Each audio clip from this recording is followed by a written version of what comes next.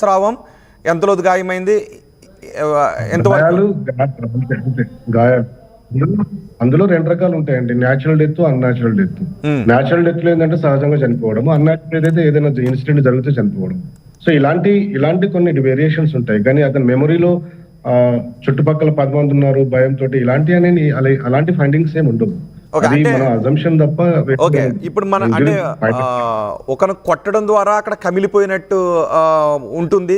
మామూలుగా తగిలినప్పుడు ఒక రకమైన గాయం ఉంటుంది కాబట్టి తనను చుట్టుముట్టి చంపుతూ, అంటే మళ్ళీ అదే ఎందుకు అడుగుతున్నాను అంటే జస్ట్ కొంతమంది అనుకుంటూ ఉంటారు, చుట్టుముట్టి చంపుతూ ఉన్నప్పుడు బ్రెయిన్లో ఒక భయంతో ఉండేటువంటి సంకేతాలు ఉంటూ ఉంటాయి కాబట్టి ఆ సమయంలో ఆ బ్రెయిన్ ఒక రకంగా ఉంటుంది.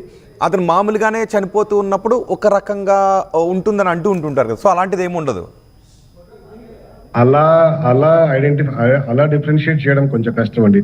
డెత్ ఇస్ డెత్ అంతే అండి. చావు అనేది ఒక అంతే, అది చనిపోయారు అంతే. చనిపోయిన తర్వాత ఇప్పుడు కొట్టడం వల్ల, తల మీద కొట్టడం వల్ల, దాని వల్ల కమిలిన గాయాల వల్ల లోపల బ్రెయిన్ కూడా ఇంజురీ అవుతుంది.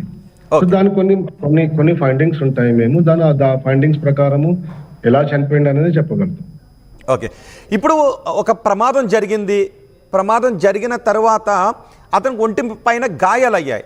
సో ఈ గాయాలు అక్కడున్న రాళ్ల కారణంగా జరిగాయా, లేదంటే ఆ ప్రమాదం జరిగిన తర్వాత మరో ఆబ్జెక్ట్ తీసుకుని కూడా అతను కొట్టారా?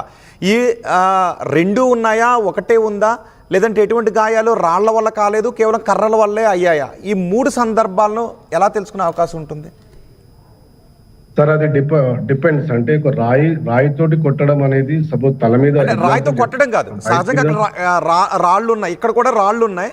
సో పడిపోయారు. ఈ రాళ్ళు ఆయన ముఖానికి తగిలి రక్తస్రావం జరిగి చనిపోయారా, లేదు ఆ గాయాలు కూడా ఉన్నాయి, వాటితో పాటు కర్రలతో కూడా కొట్టిన గాయాలు కూడా ఉన్నాయా, లేదంటే కేవలం రాళ్ల గాయాలు, సహజంగా తగిలిన గాయాలు మాత్రమేనా, లేదంటే ఆ రాళ్ల గాయాలు, కర్రల గాయాలు అసహజంగా తగిలిన గాయాలా?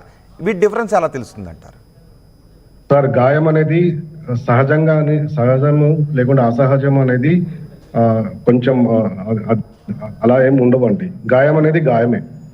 సో సపోజ్ అతను మీరు అన్నట్టు ఒక రాళ్ళ మీద పడిపోయాడు. ఆ పడిపోయినప్పుడు తగిలే ఇంపాక్ట్ అనేది, ఫోర్స్ అనేది ఇంపార్టెంట్. అక్కడ కొట్టే ఎవరైతే ఒక కట్టెతోటి కానీ ఒక రాయితోటి కొట్టినప్పుడు దాంట్లో కూడా ఫోర్స్ అనేది ఇంపార్టెంట్. ఎంత గట్టిగా కొట్టాడు, ఎంత గట్టిగా పడ్డాడు అనేది ఇంపార్టెంట్ అక్కడ. సో ఆ పడ్డదాని మీద గాయం అనేది కొట్టినా, రాయితోటి కొట్టినా గాయం అలాగే ఉంటుంది, రాయి మీద పడ్డా గాయం అలాగే ఉంటుంది. దాంట్లో పెద్ద డిఫరెన్స్ ఏమి ఉండదు. కట్టెతోటి కొట్టినా దాంట్లో ఫోర్సు, ఎంత ఫోర్స్ యూజ్ చేశాడు అనేది, ఎంత గట్టి కొట్టాడు అనేది ఇంపార్టెంట్. కానీ ఆ దెబ్బ తగిలినప్పుడు అక్కడ వచ్చే గాయం అనేది ఇంపార్టెంట్. ఆ గాయాన్ని బట్టి దాన్ని బట్టి మేము ఇలా ఈ గాయం అని చెప్పగలుగుతాం. అంటే కామన్ గా మా దాంట్లో ఏంటంటే కంటూజన్ కానీ, అబ్రేషన్స్ కానీ ఇలాంటి గాయం ఉంటాయి. సపోజ్ ఒక స్టిక్ యూజ్ చేసినప్పుడు ఆ స్టిక్ కి సంబంధించిన ఇంప్రెషన్ ఏమైనా పడుతుంది, దాన్ని ఇంప్రింట్ అబ్రేషన్ కానీ, ఇంప్రింట్ కంటూషన్ కానీ అలా రాస్తాము గాయాలలో. దానివల్ల మళ్ళీ లోపల ఇంకేమన్నా అంటే, పైన సపోజ్ ఫేస్ మీద కొట్టాడు, స్కిన్ ఉంటుంది, కొట్టిన తర్వాత ఇమీడియట్లీ కమిలిపోతుంది.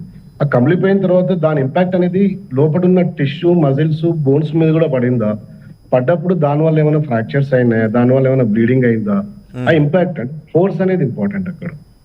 నార్మల్ గా పైనుంచి పడ్డప్పుడు చాలా ఇంజురీస్ అవుతాయి, చాలా రకాల ఇంజురీస్ అవుతాయి. కొట్టినప్పుడు కూడా ఒక 10 మంది కొట్టినప్పుడు కూడా ఏ రకమైన ఇంజురీస్ అవుతాయి అనేది కూడా ఇంపార్టెంట్. ఆ తర్వాత పొడిచిన తర్వాత కూడా ఎక్కడ పొడిచాడు, ఏ టైంలో పొడిచాడు, అది ఎంత లోపలికి పోయింది అనేది ఇంపార్టెంట్. సో దానివల్ల అది చావుకు కారణమైందా లేదా అనేది ఇంపార్టెంట్ అక్కడ. సో గాయాలు అనేది అన్ని సేమ్ ఉంటాయి గాయాలు, దాంట్లో కొంచెం డిఫరెన్స్ ఉంటుంది. సపోజ్ కట్టెతోటి కొట్టిన గాయం అనేది తల మీద కొడితే గాయమే, పైనుంచి వెళ్ళి కింద పడ్డా గాయమే అండి. ఓకే, ఇప్పుడు ఈ కేసులో తీసుకుంటే తనకి హెల్మెట్ పెట్టుకున్నారు, హెల్మెట్తోనే చనిపోయారు. ముఖం పైన కొన్ని గాయాలు ఉన్నాయి, పెదాల పైన గాయాలు ఉన్నాయి, బైక్ ఆయన పైన ఉంది, ఆ బైక్ గార్డుకి కూడా బ్లడ్ అతుక్కుని ఉంది. సో ఆయన హెల్మెట్ అలాగే ఉంది, ముఖం అంతా కూడా రక్తం కారుతూ ఉంది. ఇలాంటి సందర్భాల్లో సహజంగా వచ్చే అనుమానాలు ఏంటి? ఇలాంటి సందర్భాల్లో మరణ కారణం ఏమై ఉండొచ్చు? అంటే తలకి హెల్మెట్ ఉంది, సో తలకి బలమైన గాయం తగిలే అవకాశం లేదు, కానీ ముఖం పైన పెదాల పైన గాయాలు ఉన్నాయి. ఇంకా పోస్ట్ మార్టం రిపోర్ట్ మనకు రాలేదు కాబట్టి మనం కొంచెం డౌట్ వ్యక్తం చేస్తాయి.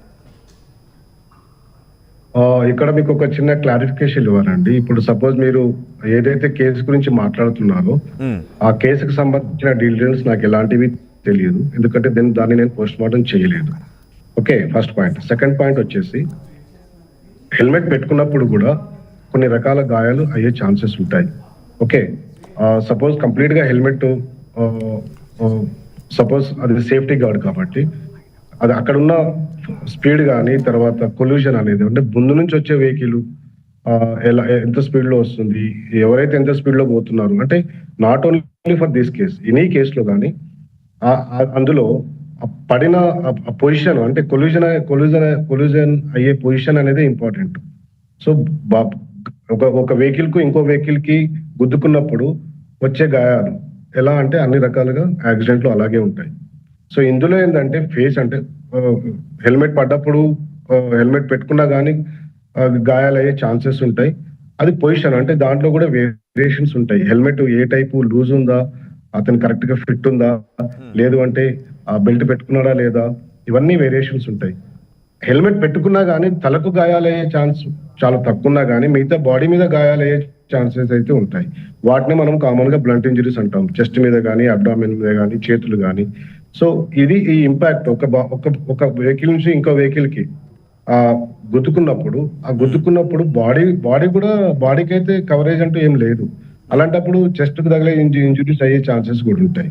ఆ తర్వాత ఏవైతే సపోజ్ ఆ హెల్మెట్ పెట్టుకున్నప్పుడు దాని మిర్రర్ ఉంటే ఆ మిర్రర్ పగిలిన తర్వాత అవి కుచ్చుకొని వచ్చే గాయాలు కూడా ఉంటాయి కామన్ గా. డాక్టర్ గారు, కొంతమంది బాడీని చూసినప్పుడు డౌట్స్ని వ్యక్తం చేస్తుంటుంటారు. చాలా సందర్భాల్లో పోస్ట్ మార్టం రిపోర్ట్ పై కూడా డౌట్స్ ఉన్నాయని అంటూ ఉంటారు.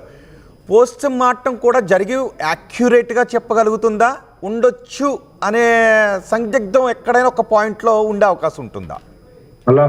అలా ఏముండదండి. పోస్ట్ మార్టం రిపోర్ట్ లో ఏదైతే మేము చూస్తామో కంప్లీట్ పోస్ట్ మార్టం ఫైండింగ్స్ ఏవైతే చూస్తామో కంప్లీట్ చనిపోయిన ఎవరైతే వ్యక్తి కానీ డిసీజ్డ్ బాడీ ఉంటే కంప్లీట్ ఎగ్జామిన్ చేసి దాంట్లో సరి అయిన కారణాలు వెతుకొని దానికి సంబంధించిన మరణానికి కారణమే రాస్తుంది. అంటే 100% ఖచ్చితమైన ప్రమాదమా మర్డరా అనేది 100% తెలిసిపోతుంది. అక్కడ 1.1% కూడా ఒక అనుమానం వదలటానికి అవకాశం అయితే లేదు.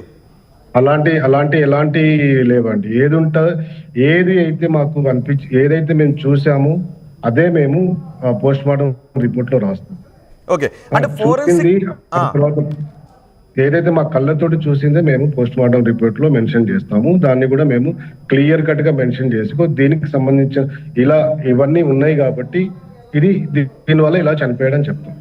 ఓకే, దాంట్లో ఎలాంటి అపోహలు కానీ ఎలాంటి డౌట్స్ కానీ పెట్టుకోవాల్సిన అవసరం లేదు. పోస్ట్ మార్టం రిపోర్ట్ క్లియర్ ఉంటుందండి. ఓకే, సాధారణ పోస్ట్ మార్టానికి ఫోరెన్సిక్ పోస్ట్ మార్టానికి తేడా ఏంటంటే ఇప్పుడు ఫోరెన్సిక్ పోస్ట్ మార్టం అవసరం అవుతుంది? సాధారణ పోస్ట్ మార్టము ఫోరెన్సిక్ పోస్ట్ మార్టం అన్ని డిఫరెన్స్ ఏం లేదండి. Post mortem